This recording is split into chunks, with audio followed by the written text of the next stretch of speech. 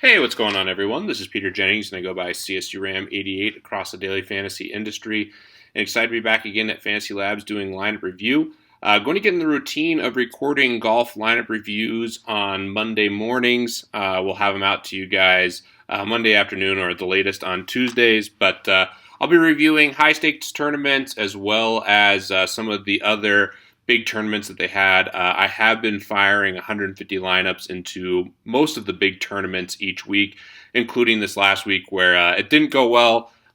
2 weeks ago, had a great week winning the Thunderdome and did well in the dogleg. This week was a disaster for me, but still some interesting stuff to review, and I'll take a look here at some of the spots. So taking a look at my lineups, my best team was 642, which is obviously really bad. You can see here my top lineup. I had a ton of Steele, who ended up being heavily owned. Hatton, rolled some Fitzpatrick, who had an awful weekend.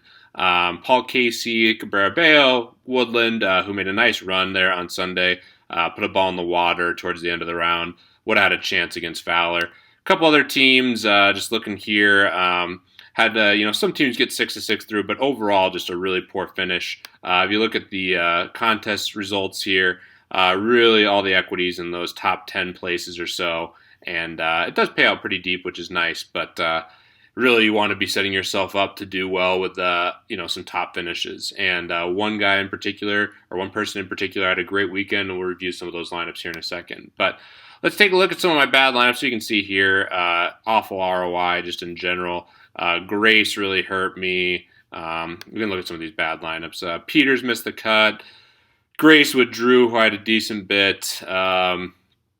Just looking through some of these other lineups here. I had a lot of Russell Knox, who ended up being a really bad play, just because of the ownership at 30%. I did like him a lot, but I did own some guys that are just really heavily owned. And this is a week where if you faded some of these guys, you're in a really good spot. So I'm working hard on trying to figure out how to balance, taking guys who are high EV golfers who I think have the best chance to do well versus guys, who aren't going to be heavily owned. And it's a really interesting trade-off and something I'm really hoping to get better at throughout the year.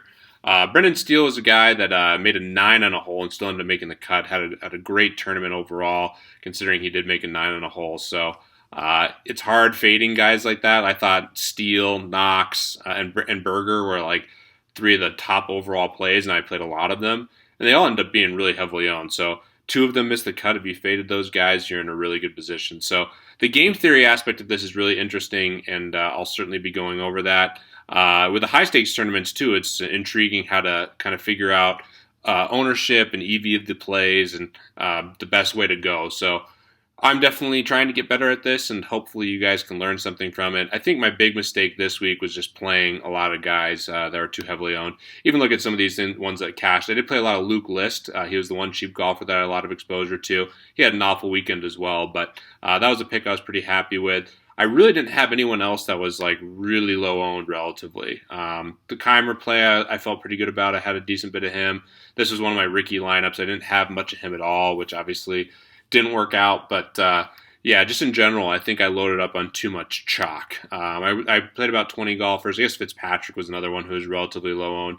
Really like Grillo or Grillo as a play. And if you guys have comments, I'm still trying to figure out if it's Grillo or Grillo. I hear it pronounced both ways all the time, so still trying to decipher that one. But I think I loaded up on too much chalk. Sergio here, you can see 31%. Tyrell Hatton, 21%. Cabrera-Bello, 25%. So I loaded up on too much chalk and not enough leverage plays, and that's something I'm going to be working on with these big fields. So let's take a look at some good lineups. Raging Phillip, you can just see here, just went absolutely off, taking home 1st through 4th, 6th and 7th and 9th.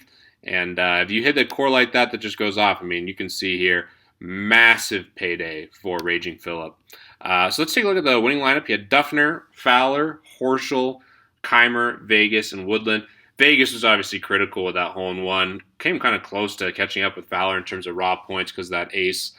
So that was obviously lucky, but he was only 8.5% owned, so that was a nice play. You can see here, kind of just middling ownership. Horschel at 8.1%, that's one I wish I would have had a little bit more of. I think that was a really sharp play. Duffner, 12%, a good play obviously as well. But these guys were all kind of chalk, so it's hard deciphering where to go and how to build these lineups. because you'll see here the winning lineup had a lot of middling ownership guys. Same kind of core here, just had Steele on this team. Again, a lot of the same players had Glover here. Glover was a really good play at 5.5%. I think he's someone just in general that should be relatively low owned in most tournaments because people know he's a bad putter.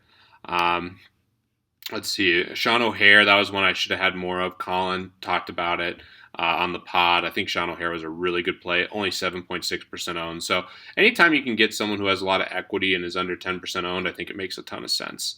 Let's just see through the rest of these top 10 teams here. Threw in Kisner, same core, but Kisner was high owned. I had him as well. Leishman at 5.7% was an interesting play, but again, a lot of the same core.